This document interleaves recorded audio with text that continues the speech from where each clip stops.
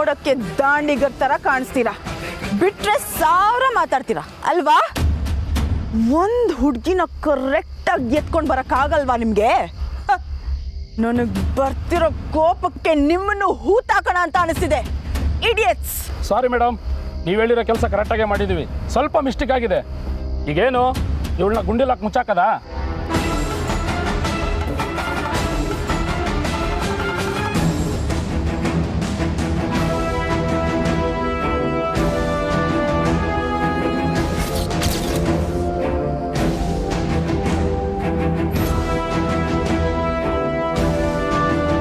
ನಿಮ್ಮೂರಿಗೆ ನಾನು ಬಂದಾಗ ನೀನು ನಿಮ್ಮಮ್ಮ ತಿನ್ನೋಕ್ಕೂ ಗತಿ ಇಲ್ಲದೆ ಬದುಕ್ತಿದ್ರಿ. ಆದರೆ ಈಗ ಮಹಾಜನ್ ಮನೆತನದ ಹೆಣ್ಮಗಳು. ಅವತ್ತೇನಾದರೂ ನಾನು ಆ ಕುರಿನ ಗುದ್ದಿಲ್ಲ ಅಂದಿದ್ರೆ ಇಷ್ಟೆಲ್ಲ ಆಗ್ತಾನೇ ಇರಲಿಲ್ಲ ಅಲ್ವಾ ಕೆಸರಿನ ಕಮಲಿ? ಅವತ್ತು ಆ ಕುರಿ ನನ್ನಿಂದ ಬಲಿಯಾಯಿತು. ಈಗ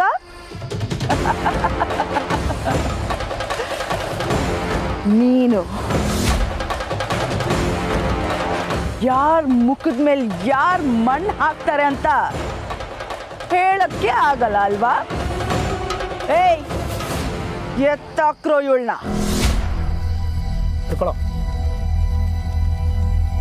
ಏಯ್, ಎಚ್ಚರ ಆಗ್ತಿದ್ದಾಳೆ. ಫ್ಲೋರ್ ಬಂದ್ಬಿಡಲಿ. ಬೇಡ,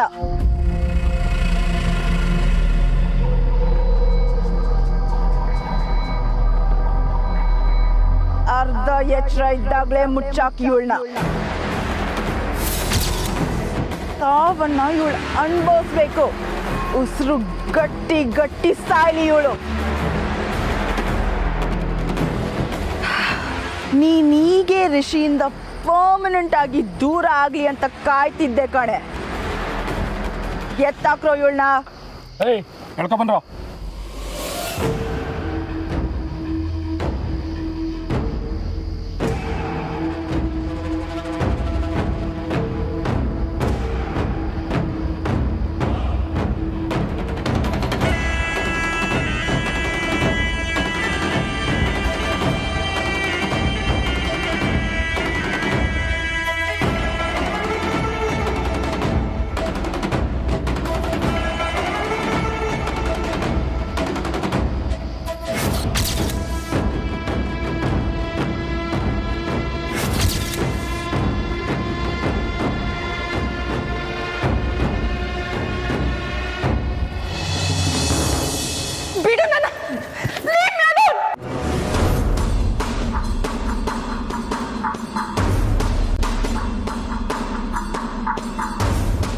ಊರ್ಮಿಳ, ವಾಸಿ ನಿಂತ್ಕೋ.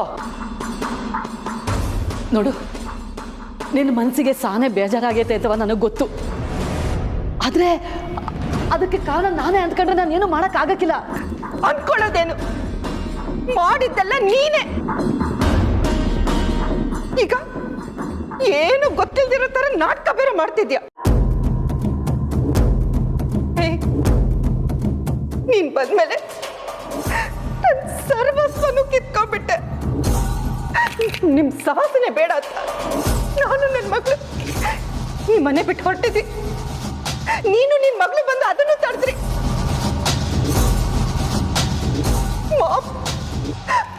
ಮಾಮ್ ರೂಮ್ ಸೇರ್ಕೊಂಡಿದ್ದಾರೆ, ಆಚೆನೆ ಬರ್ತಿಲ್ಲ. ಆದ್ರೂ ನಾನು ನಿನ್ನ ಮಾತು ಕೇಳ್ಬೇಕಾ? ಊರ್ಮಿಳ, ನಾನೀ ಮನೆಗೆ ಬಂದದ್ದು ನಿಮ್ಗೆ ಯಾರಿಗೂ ಇಷ್ಟ ಇಲ್ಲ ಅಂತವ ನನಗೆ ಗೊತ್ತೈತೆ. ಆದರೆ ನೀನು ಹೊಸಿ ನನ್ನ ಜಾಗದಲ್ಲಿ ನಿಂತು ಯಾಚನೆ ಮಾಡು. ಅಂದ್ರೆ ಏನ್ ನಿನ್ ಮಾತಿನ ಅರ್ಥ? ನೀನ್ ಮಾಡ್ತಾ ಇರೋದೆಲ್ಲ ಸರಿ ಅಂತನಾ? ನನಗೆ ಬೇರೆ ದಾರಿ ಇರಲಿಲ್ಲ ಊರ್ಮಿಳ. ಹಳ್ಳಿನಾಗೆ ನಾನು ಕಮಲಿ ಅನುಭವಿಸಿದ ಕಷ್ಟದ್ರಾಗೆ ನಿಂದು ನಿನ್ನ ಮಗಳದು ಇವನು ತೆಪ್ಪಿಲ್ಲ ಅಂತ ಹೇಳ್ತೀನಿ.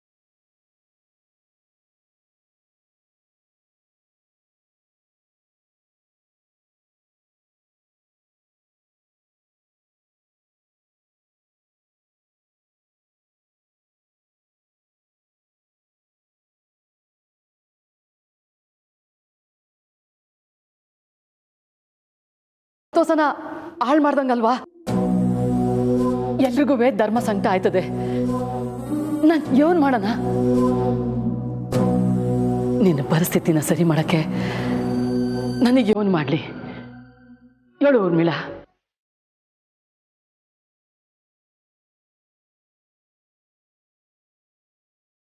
ಹೇಳು ಊರ್ಮಿಳಾ, ನಾನು ಏನು ಮಾಡಲಿ?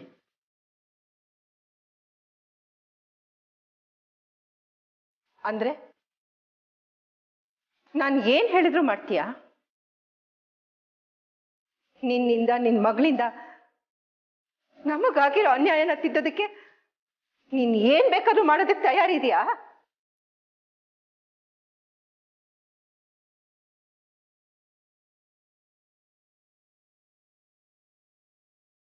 ಖಂಡಿತವಾಗಿ ಊರ್ಮಿಳಾ, ನಾನು ಹಿಂಗೆ ಹೇಳ್ತಾ ಇದ್ದೀನಿ ಅಂತವಾ ಸಾನೆ ಮಾತು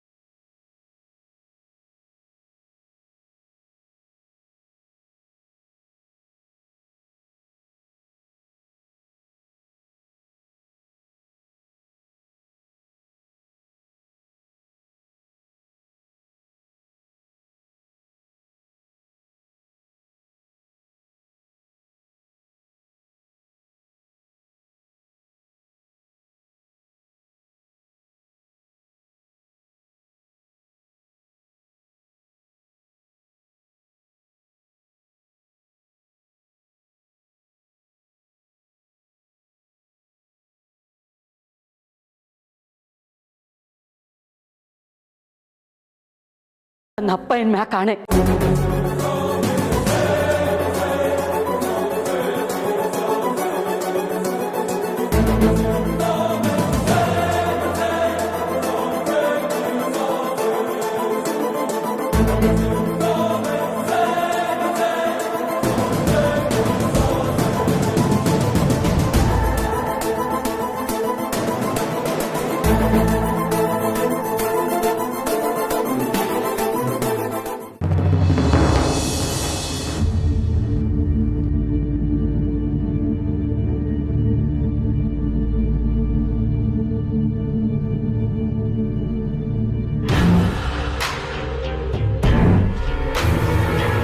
ಏನಮ್ಮ, ಏನಾಯ್ತು ನಿಂಗೆ?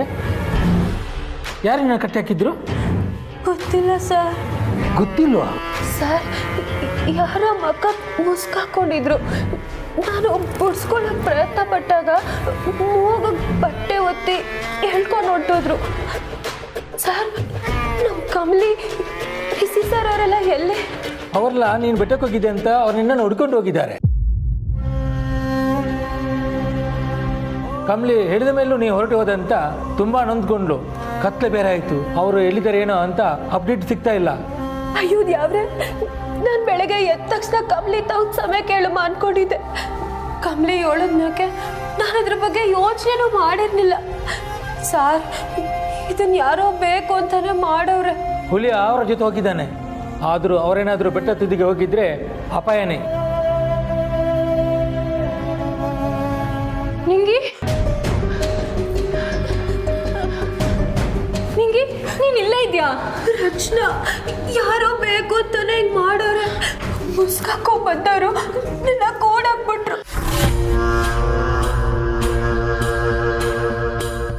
ಸದ್ಯ ನೀವೆಲ್ಲ ವಾಪಸ್ ಬಂದ್ರಲ್ಲ, ಕಮಲಿಯಲ್ಲಿ? ರಿಷಿ ಸಾರು ಕಮಲಿ ನಿನ್ನ ಹುಡುಕ್ತಾವ್ರ ನಿಂಗೆ. ಅಯ್ಯೋ, ಅವ್ರನ್ನ ಹೆಂಗನ ವಾಪಸ್ ಬರಕ್ ಹೇಳ್ಬೇಕು. ಅವ್ರಿಗೇನ ಅಪಾಯ ಆಯ್ತಾ ಸಂಭವ? ನಿನ್ನ ಇಲ್ಲೇ ಕೂಡಾಕಿ ನಮ್ಮನ್ನ ನೀನು ಅಲ್ಲಿ ಕಳ್ಸಿದ್ದಾರೆ ಅಂದ್ರೆ ಈ ಡೆಫಿನೆಟ್ ಆಗಿ ಏನೋ ಟ್ರ್ಯಾಪ್ ತರ ಅನಿಸ್ತಿದೆ. ಭಯ ಪಡಬೇಡ ರಚನಾ, ರಿಷಿ ಸರ್ ಅವರೇ, ಕಮಲಿಗೇನೂ ಆಗಕ್ಕಿಲ್ಲ. ಬೆಟ್ಟದ ಬಗ್ಗೆ ನಿಮಗೆ ಗೊತ್ತಿಲ್ಲ, ಅಲ್ಲಿಗೆ ಹೋದವ್ರು ಯಾರು ವಾಪಸ್ ಬರಕ್ಕಿಲ್ಲ.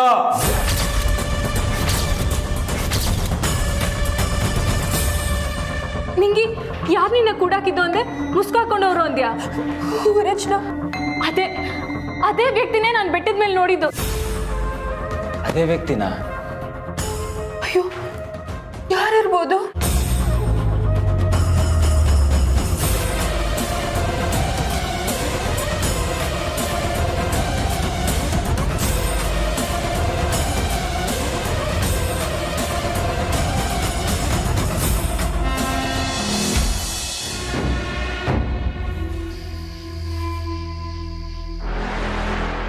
ಆದ್ರೂ ಕಾರಣ ಗೊತ್ತಿಲ್ಲದೆ ಸಾಯ್ತಿದ್ಯಾ ಕಣೆ.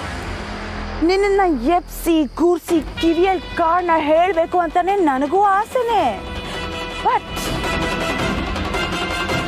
ನಿಂಗೇನಾದ್ರೂ ಕಾರಣ ಗೊತ್ತಾದ್ರೆ ನೀನೇ ನಿನ್ ಜೀವ ತ್ಯಾಗ ಮಾಡಿ ಹೋದೆ ಅಂತ ದೊಡ್ಡೋಳಾಗೋಗ್ತೀಯ.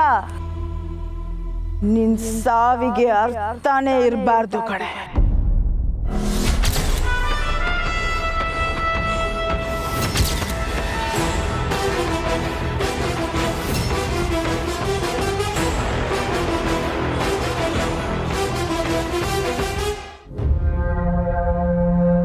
ತಗೋ, ಇದು ನೀನು ದ ವೆರಿ ಫಸ್ಟ್ ಟೈಮ್ ನನ್ನ ಮೇಲೆ ಕೈ ಮಾಡಿದ್ದಕ್ಕೆ.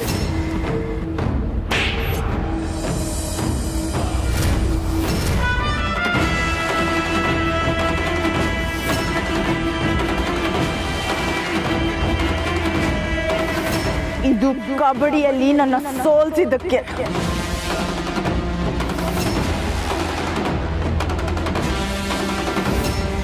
ನನ್ನ ಕಾಲೇಜಲ್ಲಿ ಕಾಲಿಟ್ಟಿದ್ದಕ್ಕೆ.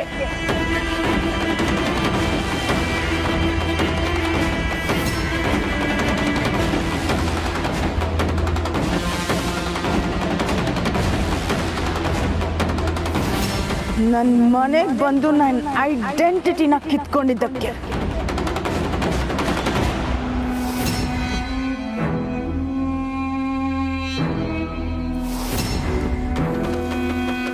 ಕೊನೆಯದಾಗಿ ನನ್ನ ಋಷಿನ ನನ್ನಿಂದ ದೂರ ಮಾಡಿದ್ದಕ್ಕೆ. ಸಾಯಿ.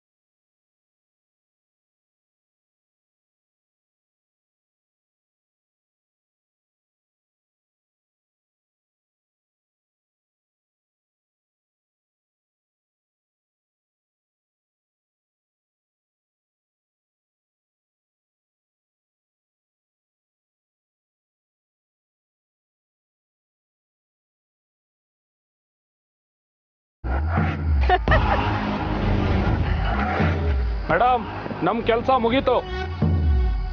ಹೋಗಿ, ನಾನಿನ್ನೂ ಸೆಲೆಬ್ರೇಟ್ ಮಾಡೋದಿದೆ. ಏಯ್ ಬನ್ರ.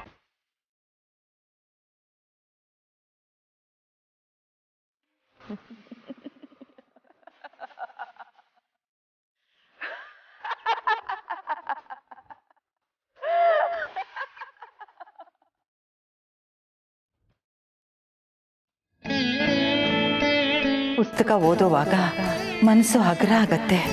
ಮನಸ್ಸು ಹಗುರ ಆದಾಗ ಪ್ರತಿದಿನ ನಿನ್ನ ಹತ್ರ ಕೇಳ್ಕೊಳ್ಳೋದಿಷ್ಟೇ, ನನ್ನ ಮಗನ ಕುಟುಂಬದಲ್ಲಿ ಯಾವುದೇ ಮನಸ್ತಾಪ ಕಳಂಕಗಳು ಬರದ ಹಾಗೆ ನೋಡ್ಕೊಳಪ್ಪ ಅಂತ. ಎಲ್ಲರೂ ಸಂತೋಷವಾಗಿರ್ಬೇಕು. ನನ್ನ ಮೊಮ್ಮಗಳು ಕಮಲಿ ಯಾವಾಗಲೂ ನೆಮ್ಮದಿಯಾಗಿರ್ಬೇಕು.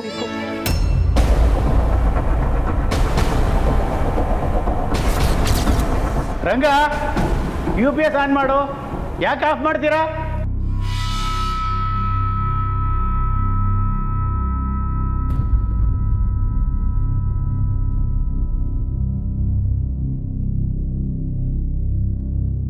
ಅನ್ಪೂರ್ಣ, ಪುಸ್ತಕ ಓದ್ತಿದ್ಯಾ?